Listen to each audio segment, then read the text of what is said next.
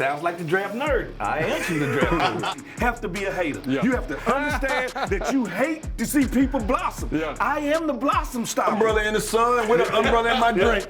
Commanders family, welcome back into Command Center. We have a special show for you because it is draft month. We will be counting down to the 2025 NFL draft, and our crew will be talking all the different round one scenarios that we could possibly have at pick number 29. And later in the show, it's all about the DBs. We're checking in with Noah Igbinoghene, Mikey Sainristil, and Fred Smoot.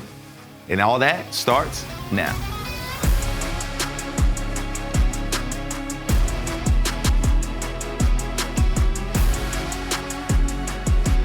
Welcome into Command Center, Commanders family. Brian Cole Jr. here with Santana Moss, Fred Smoot, and Logan Paulson. And fellas, it's crazy to say, we are less than a month away from the draft. Now, I love getting y'all perspectives because y'all have been here before. Y'all have played. So when you guys are prospects, right, and y'all have just a month until your name is called, until those dreams are fulfilled, what changes in that month? Are you doing anything to help your draft stock? Where's your mind at, Logan? I'm going to start with you. Yeah, so for me, my journey is a little different than Fred and Santana because I knew there was a chance I wasn't going to get drafted. So for me, it was like going through every single roster, looking at depth charts, saying these are the teams that if the free agent thing does happen, I want to make sure I go to this team because it's going to be advantageous for me. And also, I was getting calls from teams about, hey, are you willing to make a position switch, right? Would you be able to move to guard, center? So even though not like a formal interview, just kind of showing the teams like what I would be willing to do. So not sure that helped or hurt, but that was what my process looked like, just trying to put myself in the best position to be successful, going into the season, basically.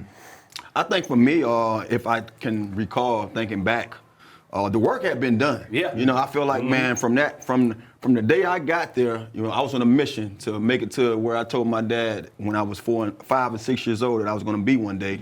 And you never know you have that opportunity until you know. And so that senior year was like a whirlwind. And I remember when it got down to by April, when I know things might, finna hit the fan, I was just graduating from college. So I had to put all that, my mom was like, hey, when you go to school, you be the first one to go ahead and graduate, or you be the first one. And I felt like I was on that trajectory to be the first to do all those things. And then before you know it, I was like, hey, a couple of weeks away, I must just sit and chill and wait. You know what I mean? I know Fred got a good story for you, so I wasn't living like him. Nobody lives like Fred. Well, let's switch this thing. I was living La Vida Loca. You got to realize, like Tanner said, the work had been done. I got years of college film. I had already went to the combine, passed all the tests I need to pass, had my pro day, ran the times I need to run, did everything I need to do, and I knew in the back of my head, I'm about to get drafted on my birthday. So it's like a double whammy. So I'm like, well, how about I just start partying a couple weeks early? And of course, things got a little bit out of hand, but I enjoyed the process. So if I could tell them anything, just enjoy the process, because it's kind of nerve-wracking. You want to know when you're going, you want to know where you're going, you want to try to figure everything out. It ain't in your control. It's only controlled by 32 teams. They going to let you know where your destination is and where you got to become a ball player at. He said enjoy it, but I said be patient. It's only a few weeks away. And you talk about that patience. So for you two, because Logan kind of mentioned where he was going, how it was going to affect his mindset. Did y'all care or feel that y'all were going in those first rounds, second rounds? Like, did that matter to y'all? Well, I knew that I had a possibility of going the first round. So you got to think, I told you about my story of getting into college. I got into a track scholarship. So to know that I'm leaving this thing as a potential first round pick, regardless of what round it is, I'm gonna get drafted to the NFL. And I barely got in the door to come here and be a football player. It was just a joy just to know that. So that's why I say I had a different mindset, because I'm saying to myself, man, I done went through all the riffraff. I went through it all. So now I got a couple more weeks to wait so I can really be paid. You know what I mean? You were partying like a first round. He was counting the money. He was counting that chips already. What I wasn't doing to myself is what I thought a lot of people was doing to themselves and trying to figure out who. I was not trying to figure out who was going to draft me. I'm finna coast down through here. All I was hoping, truly this, and I didn't care, I just didn't want to go to Green Bay because I didn't want to live in Green Bay. You see what I'm saying? So I had a couple of places I wasn't the destination, but if they would have drafted me, I'd have walked across over there and I would have loved it. But what I'm saying, like, it was just, what city am I going to be a part of? And I got a chance to be a part of the DMV, and I'm still here today. I don't know if I was a Green Bay Packer, would I still be living in Green Bay? Man, what a fun time it is, less than a month away from the draft. And Logan, how many picks we got? 5. 5 of them things. Wow. 5 of them things. So it's time for Top 5, presented by UA Local 5 Plumbers, protecting the health of the nation's capital since 1890. And like Logan said, 5 picks. We have a first-round pick, the 29th pick, our second-round pick, 61st. Then in the 4th round, 128th. We got that from Houston in that trade for Laramie Tunsil. Round 6, pick 205, and then round 7, pick 245. Fellas, AP and company hit it out the park last year. But last year was very different. We had a top pick. We needed a franchise quarterback. Now it's flipped. We are at the bottom of the first round. So does philosophy change at all, Logan, when you come into this year's draft? I don't think so. I think because what's the goal, man? It's find good football. It's find good football players, but more importantly, find commanders, right? Find people that are like smart, hardworking. They're going to get better, right? And I think like when you've got a staff like the one Adam Peters has assembled, like that's what they do, right? They mine for those prospects. They find those opportunities, right, in a way that is unique. I mean, think about how long we've covered the team. Fred Santana, like it wasn't like this. So when you can trust that process. So I think at 29, at 61, wherever they're picking in the 4th, 6th, 7th round, they're going to find a person that fits their vision for this team and a heck of a football player. And I don't think they'll shy away from stacking a room. I don't think they'll do that. I think they'll go in and say, if this is the best player we got coming, let's take him. No doubt. And you talk about stacking a room.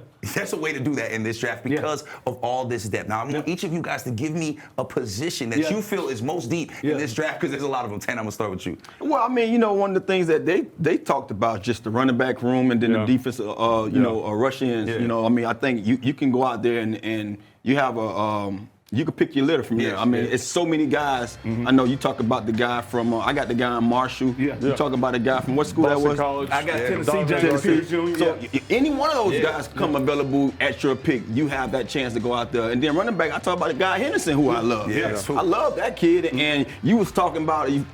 Talked about it so well on the CC pod about there's so many other guys that's like that. So if you don't have to rush to go out there and get that kind of talent. You can say, hey, like we talk about the best guy available. If you got another running back later and you say, all right, I can use that pick late. So I'm one of those guys too. When it comes down to it, is we don't have to rush for it. Then let it fall into our lap. And I think that's what they have at their They hands this, at the exposure. And Fred, Tanner brought up 2 positions, so I'm going to split it up because I'm going to go running back with you, we're going to defensive end with you. Talk about the depth at running back, because like Tanner said, there are some names out there in multiple different rounds that we can get and help change this team. Think about it. When you go to the dealership and you say, hey, I want a sports car, and they point you into the sports car section, you got to say, first of all, where's the Lamborghinis, where's the Ferraris? Now you're talking Aston Genty. He's the Ferrari of the group. He's the Lamborghini of the group. But I'm going to tell y'all right now, it's a lot of Corvettes in this group that can really get down and go. Talked about Trayvon Henderson. His partner at Ohio State, Jukins, can get downhill if that's what you want. Johnson from Iowa, this guy can really get down the field. Rocket Sanders, who's nobody's talking about from South Carolina, I love him because he's 230 pounds of Mack truck, but he will push the gas and he ain't no hybrid. All I'm telling you is this thing is deep and it's more sports cars than SUVs. When it comes to these running backs, it's a good group. It's a good group, and I do think stylistically you can kind of go any direction you want, which is what Fred's alluding to there. And I think for defensive line, it's interesting because it's defensive ends and defensive tackles. So when Fred said stacking a room, I think the interesting thing specifically with defensive tackle is when you get to that 4th round spot where the Commanders are picking, I'm just like, the best player available is going to be defensive tackle. And so there's a bunch of good football players here on the team. Derzon, Duran, good defensive tackle room, but I think like when the best player on the board is going to be a defensive lineman, because again, there's 20 dudes. I'm not exaggerating. 20 dudes. They're going to play significant minutes for an NFL roster at defensive tackle. I think edge gets a little bit thinner. You know what I'm saying? I think probably after the 3rd round, it's going to be a little bit thinner. So find your guy earlier. But yeah, I mean, it's a deep group for that defensive tackle group, defensive end group, and like you're going to find a good football player. So don't be afraid, man. Don't be afraid to shy away from a good football player. Don't be afraid. And Logan, you have looked at over 170 different prospects in this time. So I know this is going to be kind of broad for you, but when you talk about attributes, Fred said 176, you said 175. I'm always trying to keep up with Fred. Always trying to keep up with Fred. Now, when you talk about the attributes you're looking at these prospects, right? Maybe those intangible things you're looking for. What are those things you're looking for? Yeah, so I think that's the thing that I kind of come back to is like what makes a good football player in the NFL. And for me, it's like you got to be tough, you got to be smart, and you got to be competitive. And so like, what are you looking for in those things? I want to see a receiver that's going to block, right?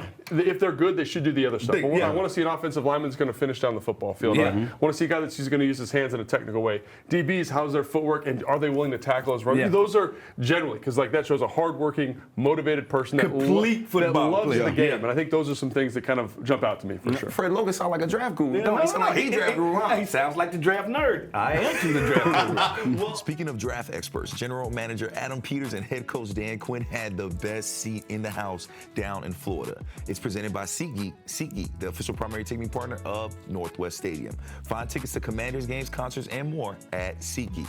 Now, our NFL owners, head coaches, and general managers spent the earlier half of this week out in Palm Beach, Florida for the NFL's annual owners meeting. Now, each year, leaders from across the NFL discuss a range of football and business matters, including proposed rule changes. While down in Florida, AP met with media ahead of the 2025 NFL Draft later this month. You know, that's certainly something that we'll consider. Well, we'll consider everything, trading up, trading down. We always do. You know, with trading down, you have to have somebody who wants to trade up, you know. And that's why I always say, like, I'd love to trade down all the time, but it has to be somebody else that wants to trade up, and it has to be the right deal. And how far do you want to go back? And all those different things you take into account. Who's there on the board, right? Is there just one player on the board that you want? And if that's the case, then maybe you think twice about trading back. But if you have 5 players on the board that you really like, you can trade back a few picks, and then you can just pick one of those. And I think, you know, with what we did in free agency and through the trades, we have the optionality to really do anything at 29, which we feel really good about. Now, looking forward to AP and head coach Dan Quinn making more calls like these in just a few weeks. The Commanders will officially be on the clock with the 29th overall pick in this year's draft out in Green Bay, Wisconsin. But before then, let's look at some mock drafts from across the media. Now, the Commanders have been the talk of the town, and the most popular position mocked to the Commanders at 29 is edge.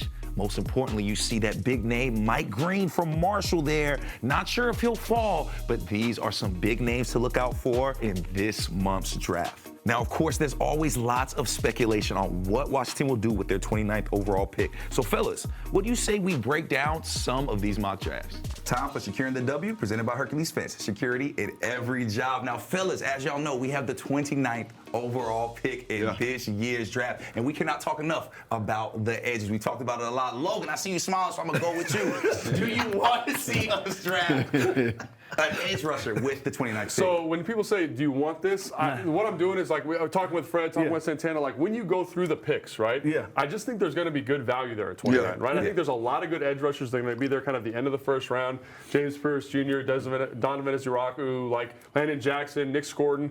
All those guys will probably be in that range, right? So that's kind of where I say, like, if you're looking for value for the Commanders, it's probably there, right? I don't know if there's going to be value at DB or receiver necessarily, or offensive line. It gets a little bit thin. Now, I'm not saying there's not going to be a person there, but when I look at it, I'm like, one of those 4 dudes will be there. And you can even throw Mike Green in there. I think he goes way early, but like hypothetically. So there's 5 dudes potentially that could be there at 29. So that's where I say, compared to the other people in that space, that seems like the direction to go. And since we're talking mock drafts, right, it wasn't just edge rushers we've seen. Bucky Brooks actually had us taking a wide receiver at 29, 10. Now, with all the moves we already made in this offseason, do you feel like that's the route to go at 29? No. I mean, why? I mean, we got too much talent in that room already. You have Terry, you have Debo, you bringing Brown back. You have a guy in Gallup who we just signed. I think you don't have to risk that pick for a wide receiver when you have a franchise quarterback who makes so many other guys that you could have potential of getting later. He's going to make them worthy of their pick. So you don't have to go out there and spend that money for a guy at 29 when you could probably get more picks if that's the only thing we have there left at 29 and get you 2 or 3 wide receivers later on in the draft. Yeah, I will say this, though. Like, if that player is the best player on your board, like if Matthew Golden, you have a top 10 grade on him and he's there at 29, it's the same thing that happened with Jazon Newton last year. You take that player because he's the best player available. Yeah, right. And so, again, like, whatever their ranking is, whatever their system is for evaluating these guys, they should trust it, right? If that guy's sitting there and that's the best spot, he's a top 10 pick in their mind, pull that trigger, man. And then you got to look at our wide receiver room and say, it's packed, but how many guys are on multi-year contracts? Absolutely. So that's something you have to think about. So even though it might not feel like good, you might still have to put crazier things have happened. You know what I mean? And I think defensive backs, when you look at them too, that's another one. If you got a good enough guy, you take him. Now, you and Logan are going to be getting in that film and breaking down defensive backs. So, Fred, give us a little preview from the draft guru, what you're looking for when you break down these prospects. When I break down these prospects, what I'm seeing, this is what I'm seeing. I'm seeing a a buffet of talent, all different. I got guys that's 6'3", 200 pounds. I got guys that's 5'9", 180. I got so many different varieties of guys. I even got a guy here I call a faster version of Richard Sherman. And you know who brought Richard Sherman to the table was one Dan Quinn. Siobhan Rivell. If you haven't seen this guy play East Carolina, watch this guy play. I haven't seen a cornerback picking off crossing routes like the way he does in a long time. But also all those corners are hurt, though. That's the thing about, that's the weird thing about this year's class. And availability is the best ability, but you know sometimes you have to in a draft take a chance on the talent and not worry about the injury, and this is something that we have to think about. And to no surprise, fellas, we have some defensive backs mocked to us. Let's take a look at some of those names that have been mocked to Commanders there at 29. We are looking at Maxwell Harrison from Kentucky. Will Johnson from Michigan. Crazy. That would be crazy if he fell. Will Johnson dealing with, I think, an ankle injury, right, Logan? And then Xavier Watts, the safety, hard-hitting safety, out of Notre Dame. Fellas, when y'all look at these names right here, y'all get a little excited, huh? First of all, I have to be real with the DMV. No way. I don't think Will Johnson is going to be there. No way. I got him slotted. We did our DB rankings. I got him slotted to number 1 DB over Travis Hunter. That's how good this guy is to me. Now, Maxwell Harrison, that's a whole different thing. He can be there. And listen, what he got in his chest, Logan? The dog. The dog. Listen to me.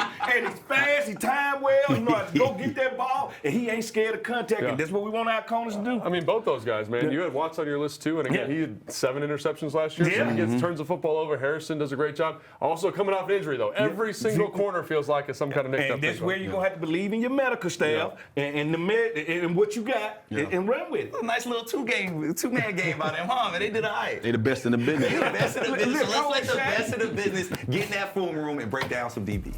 Thanks, Brian. It's time for Draft Insights, powered by Microsoft Copilot. All right, we're on the Microsoft Surface, and I'm going to use the Copilot to figure out which defensive lineman has the fastest 3-cone. Fastest 3-cone for DL. And the reason this is so important is because there is a really strong correlation between the 3-cone and good pass rushers. And look what pops up here. Donovan Ezeraku, man, had 15 sacks at Boston College. Let's take a look at his tape and a couple other guys with great 3-cones in this year's draft class. Fred, you know, with the catapult, we talked about explosive measurements for DBs. Yes. And I know we're going to talk a lot about corners today, but we couldn't get out of this segment without talking about Nick Amenwari and seeing this 11'6" broad jump man for a man who's 220 pounds. He just jumped a Hyundai. Dude, I mean, that's crazy, right? Yeah, that's crazy. And you say, oh, man, he can get horizontal force production. That's great. How about him going vertical, man? Dude is 6'3", 220 pounds. Yes. He ran a 4.44 at the combine, 4.39, I think, and then a 43-inch vertical jump. 1 inch higher than me. But this is what I'm telling you. This is not running, folks. This is straight down, off the ground. This is unbelievable measurement. And I can say this, too. Besides the slight physical, his film matches what he does. He moves well, man. He's a big dude, and he can run. And these are the explosive measurements that support that 40-yard dash. And that's why these are so important, especially for a DB. But it's all about, you know, how high you can jump, how far you can jump, how fast you can run. They got the field work at the combine, and I think it's extremely important to look at some of these guys. And we got, you know, Darren Porter, right? He's tall, man. He's 6'3". He's 210. Gets a little stiff here in these movements, but you see the speed to close to the football. I'm finna say, like, you could tell that he's learning the position. He's still raw. If you're a coach with him, you're going to have to put some time and love into this guy. But I think you can reap the rewards of it because his measurables jump off of the board. The way he runs, and you would think a DB that comes out of this early cut right here, as slow as he did, would not track that ball as fast as he did. And that's the upside that keeps you just slobbing over this guy. And again, like, you know, he ran the sub 4.4s, 4.35, I want to say, right? Or 4.28, whatever it was. He's got the big vertical. He's got the fast 3-cone. Like, all of his athletic measurements are there, and I think it shows up here. But you see, like you said, a little bit of raw. That he hasn't played the position yet enough for it to slow down for him. Absolutely. So, again, you got to put a lot of love into that guy. The next guy, I think, is your guy, right? This is, what's his name? Kobe Bryant. That's right. One of my other favorite players was Kobe Bryant. And I think this is really cool to see because when you compare Darren Porter, Porter to Kobe Bryant. Watch how smooth Kobe Bryant is, right? He's a cat. Like I always, my first defensive back told me, you're a cat. You have to be smooth, you have to have great balance, and you have to be fluent. And that's what this guy is. He's fluent, he's smooth, no wasted motions. The best defensive backs in this league don't waste motion. And I think kind of interesting because he's like the total opposite of Darren Porter, right? He's so polished. Refined. Not the athletic upside necessarily, but refined. Refined. And I think he's a lot of fun to watch. Now let's look at a guy who kind of has both things. Yeah. And that's Harrison from Kentucky, man. He ran the 4.28. He was cooking at the combine. He is a special football player, special athlete. Love the film. Yeah. And you see the fluent. Yeah, the fluent, right? A great athlete makes a great technician. Yeah. This is what you get when you get with Harrison. You get a guy that can outrun people with raw talent, but I'm not going to do this because in a football game, a DB has to rely on technique. Yes. When you get on trouble, you have to rely on a smooth pedal. You have to rely on a smooth break. You have to rely on smooth ball hands, and he got it all. Yeah, and I think that it's fun to watch kind of how different people, different body types go get by it doing done, the same job. And here's the next drill, Fred. It's kind of this, I've seen it done before, like when they're defending a comeback, right? Yeah. Kind of back pedal, open up, sit it down, right? Now this shows, first of all, I need to open my hips. I want to see how fluent you hit it. Yeah. There they go. Now can you stop, put their feet in the ground with no wasted motion? And again, we're back with our guy Kobe Bryant. Yeah. And like this is what shows up to me on film is he's good at this stuff. Yes, and he trusts his technique. See, it's different than a coach teaching you and you taking it to the field and putting it on the film. That's what he did and to me. I always like to see a DB catch a football. No, because they like to say we're receivers that can't catch. That's a lie. Yeah. Like we are DBs that can catch. We just happen to love shut people down. Like I said, to play this position, you uniquely, mentally have to be a hater. Yeah. You have to understand that you hate to see people blossom. Yeah. I am the blossom stopper. Yeah, and again, like this is pretty smooth, man. And it's fun. To me, this is one of those drills that just shows like a DB, right? Yes. How easy can you open your hips? How can you decelerate? How can you change direction? All that stuff to me is on display here with Maxwell Harrison from Kentucky. Yeah, most definitely. I'm with you on that. And so I love to see that. Love to see this drill. It's one of those things that really kind of pushes Tells to the story a little bit. Absolutely, and it's again like love. We're talking about his technique here a little bit, Fred. Here you seeing him smooth pedal, not a high pedal. Yeah. You seeing his like grazing across the grass. That's how you want your DB to do it. Like I said, no wasted motion. Now watch him. It's going to be a little bit of the opposite. He's trying to find his way, but he's such a great athlete that you can't overlook the fact that, well, I can't miss with this dude. You know? And so I think it just shows you kind of like the pitfalls of the draft, right? You got guys who are good at football, maybe not the best athletes. It's nice when you get a guy like Harrison who can do everything together. But then you got the diamond in the rough. It's hard to pick one. It's hard to turn them down, man. But man, it's so fun talking DBs with you, and we can't wait to watch these guys find their forever homes here in a couple of weeks.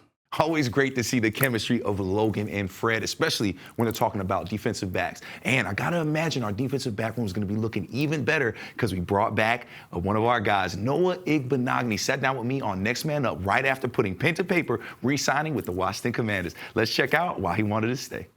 You talk about all of that has to be earned. I know you, man. You're a work ethic kind of guy. What are those things that you have been working on and that you look forward to working on this offseason to better hone that game and allow you to be able to go from inside to outside to anywhere on the field? I would say, I'm already fast, but of course, just keeping the same, like being consistent. Not taking too much of a break off.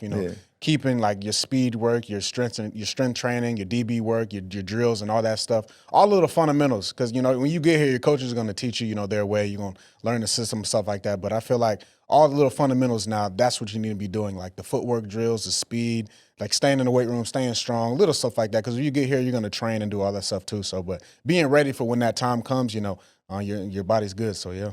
And I love bringing up Joe Witt Jr., man. I think what he does is incredible. I think he's underrated. I don't think he got enough love for what he did with us, especially with that secondary. Now, you said it, third year within his system. Can you talk on how you've seen Joe Witt grow as a coordinator? This was his first year as a coordinator, but I think we all knew he was ready for the task. Can you speak on that a little bit in your experience with Joe Witt Jr. and how he's helped you improve? Even in Dallas, man, he had in the defense, he had a leadership role there too. And, Dallas, a couple of years, they were there, they were a top defense. We came here, a top defense, so, the work speaks for itself. I don't even have to say anything, so him being here last year, and, I'm excited to get to work for him again and get to earn his trust again, earn his respect again, so as a player. And, yeah, man, I'm see what happens, man. So great to have Noah back on this roster. What a season he had, and I'm expecting big things to come. You can check our full sit-down interview on the Commanders YouTube page right now. Now, let's take a look at our defensive backs from last season. It's time for your winning numbers presented by the Maryland Lottery. Please play responsibly.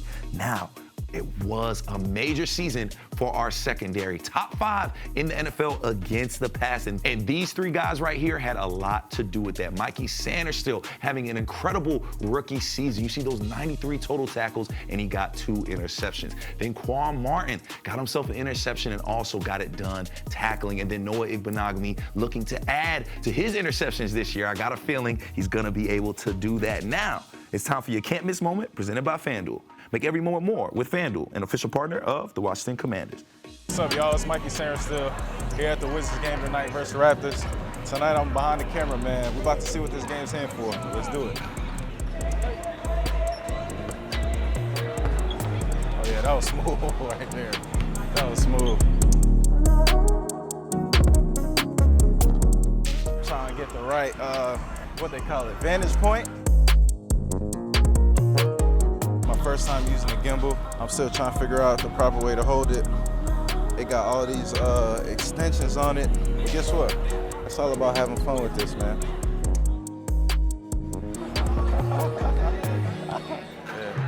Yeah. JP, what up, dog?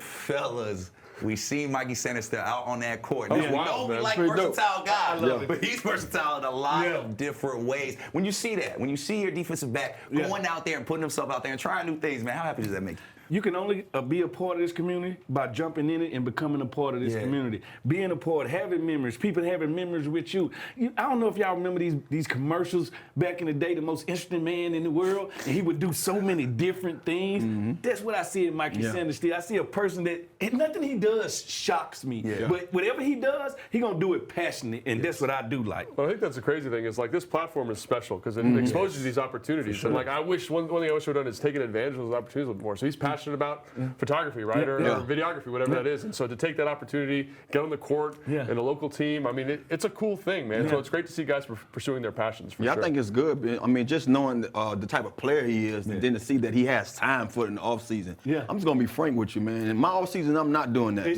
So it shows me that that's what he has passion for, and that's something that he's into. You have to be into it to be spending time like that. So hats off to him. And it's great to see him be passionate about that because when you a young 20 guy, you a millionaire, you a star, man. I'm somewhere under the umbrella. You in Chocolate City. An umbrella in the sun with an umbrella in my drink. But to show some wizard love there, I'm hoping, everything goes right in the suite. Where we at down to the Final Four right now. But I can't wait to welcome one Cooper American flag. Can't wait to get that pitch going, man. I can't wait to get that jersey. He's selling shirts. Cooper American flag. But you know what, guys? The coolest part about that, I do hope we get Cooper, but I don't want to jinx nothing. The coolest part about that to me is just like all of us, he is not from this area. However, he is making this area home like we all did. How important is that? To be a young guy, because we got rookies coming in that probably watching this. How important is it for these young guys to come out here and get their feet on the soil, be a part of this community? I think it's very important because we all been players in this community and probably didn't have the understanding back then when we was young of how important it is to get out there early and often. And eventually over time, we was able to say, okay, now I have foundation. Fred has his. We've done so many different things. Logan has his son and his kids up here where he can, navigate through the city and do things with them. Until now, I look back on it now and wish I did more when I was playing. I waited towards the end of my career to start doing things, but I think it's just great for him because not only are they going to see the player, they're going to see the person. Yep. I jumped in head first from the time I got here, and the thing about it is, it ain't just about the sports. It's way more than that. Now, this is home for us. We are raising kids here. My kids are not born and raised in Mississippi. They born and raised in the DMV. Yeah. So it's different, and it's connections you make here and people you meet here that's going to be forever. I hate to say it, sports is not forever, but people are. Yeah, I think that's it. Like, this is home, right? Yeah, right. And so, like, the sooner you identify that this is a really special area with special people and a special community and special opportunities, like, jump in on that, grab that with both hands, and I think that's what Mikey's doing, obviously. So. And the reason why we're all able to call this home so wholeheartedly is because of the best fans in the NFL. This DMV community right here has been so incredible, so we appreciate y'all letting us call this place home. For Command Center, Logan Paulson, Fred Smoot, Santana Moss, I'm Brian Copeland Jr. We will see y'all next week. We'll be only a week away from the NFL draft, fellas. We have a lot to get into until then. But right now, we out this thing. 2 states, 1 capital.